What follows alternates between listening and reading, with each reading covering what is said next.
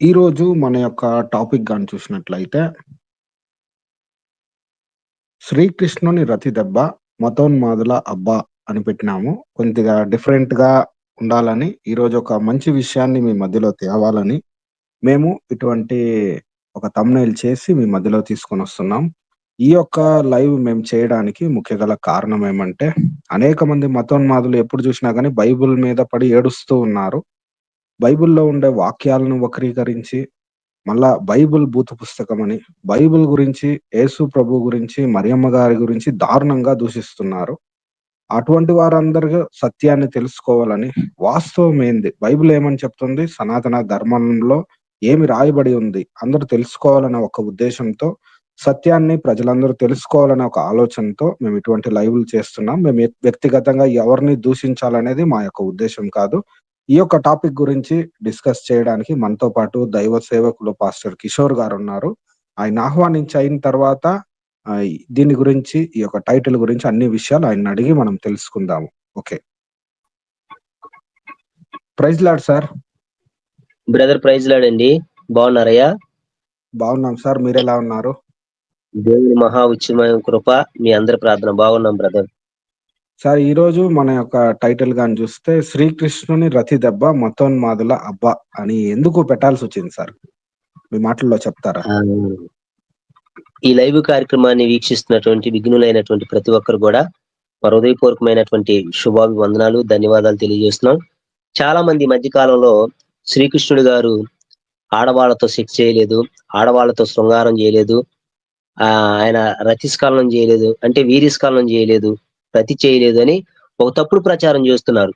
బైబిల్లో బూతులున్నాయి, బైబిల్లో తప్పులున్నాయి అని అంటున్నారు తప్ప, శ్రీకృష్ణుడు గారిని యేసుక్రీస్తు ప్రభు ఆరాధించింది కూడా శ్రీకృష్ణుడు గారినే, యేసుక్రీస్తు ప్రభు పూజించింది కూడా శ్రీకృష్ణుడినే, శ్రీకృష్ణుడే పరమాత్ముడు అని ఒక తప్పుడు ప్రచారం చేస్తున్నారు.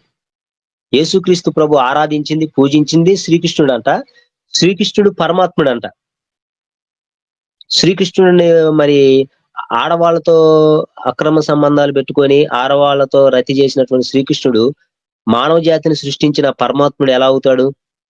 తర్వాత సదానంద గారు లాంటి వాళ్ళు చాలా మంది శ్రీకృష్ణుడు రతిస్ఖలనం చేయలేదు, అంటే వీర్యస్ఖలనం చేసుకోలేదు, ఆడవాళ్ళతో సెక్స్ చేయలేదు, అది భక్తి అని ఒక తప్పుడు ప్రచారం చేస్తున్నారు.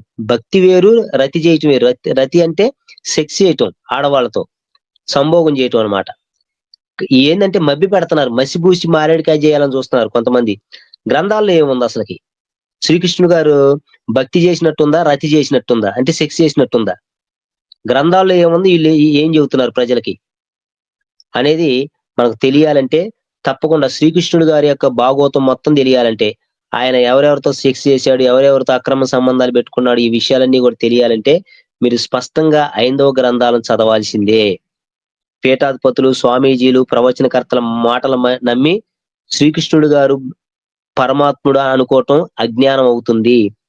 పరమాత్ముడు అనటానికి యోగ్యుడు శ్రీకృష్ణుడు గారు కాదు. ఆయన చాలా మంది ఆడవాళ్ళతో అక్రమ సంబంధాలు పెట్టుకున్నారు, ఆడవాళ్ళతో సెక్స్ చేసేవాడు, రతి జరిపించేవాడు, వీర్యస్ఖలనం కూడా చేసుకునేవాడు. సదానంద గారు ఈ వీడియో ఒకవేళ మీరు చూస్తా ఉంటే మరి మీరు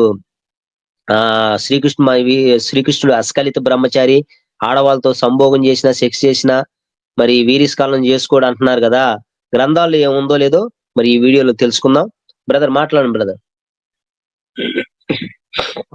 ఈరోజు మన యొక్క టాపిక్ గురించి ఏం మాట్లాడతాము అనేసి ఈ యొక్క అంశం గురించి చక్కగా వివరించున్నారు. ఈరోజు ఈ లైవ్ వీక్షిస్తున్న ప్రతి ఒక్కరికి ఒక రిక్వెస్ట్, ఈ యొక్క ఛానల్ ని ఫస్ట్ టైం గాని చూస్తుంటే దయచేసి సబ్స్క్రైబ్ చేసుకోండి. మీరు ఇటువంటి మరెన్నో విషయాలు, సత్యాలు తెలుసుకోవాలనుకున్నట్లయితే ఈ ఛానల్ ని ఫాలో అవ్వండి. ఈ యొక్క ఛానల్ ని అనేక మందికి షేర్ చేయండి. ఈ వీడియోని అనేక మందికి మీరు పంచుకోండి. ప్రజలందరూ దీని ద్వారా సత్యాన్ని తెలుసుకునేదానికి మీ వంతు సహాయపడండి అని కోరుకుంటున్నాము.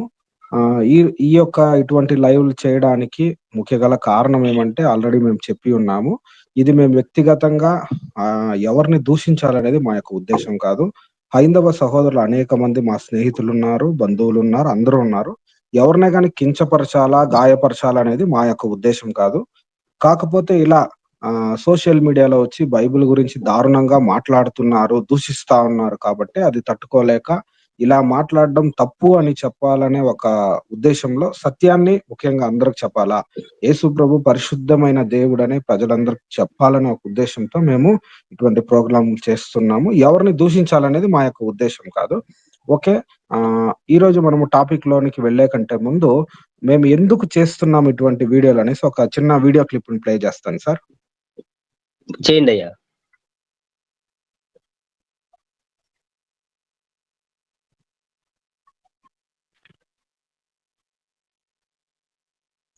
దయచేసి విఘ్నులైనటువంటి వారు వాస్తవాలను గ్రహించండి, సత్యాన్ని తెలుసుకోండి.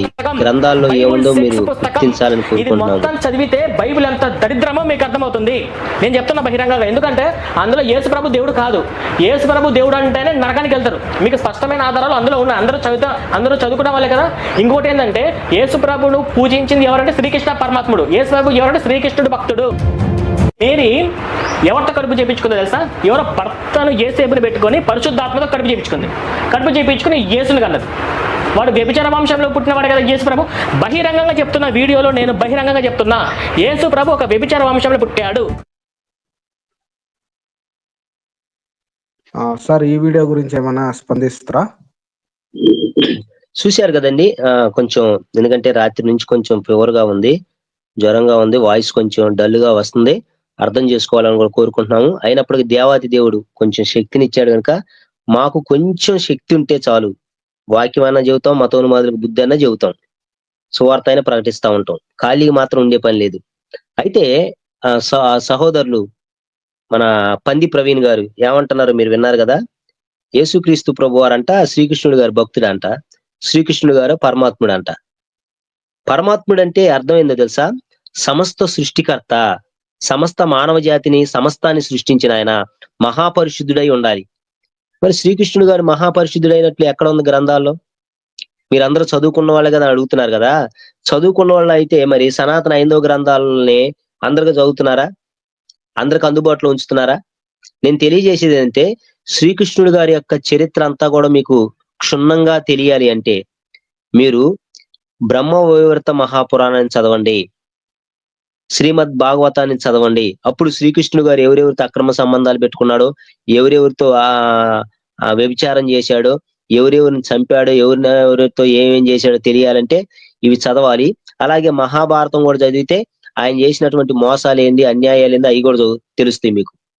అంతేగాని ఒట్టి భగవద్గీతను మాత్రం చదివితే అర్థం కాదండి. ఇది మతోన్మాదులు తెలివిగా ఏం చేస్తారంటే భగవద్గీతను పంచుతారు. బ్రహ్మ వైవర్త మహాపురాణాన్ని గాని భాగవతాన్ని గాని పంచితే శ్రీకృష్ణుడు గారి యొక్క రంకంతా బయటపడిద్దని తెలివిగా మసులుకుంటున్నారు వీళ్ళు.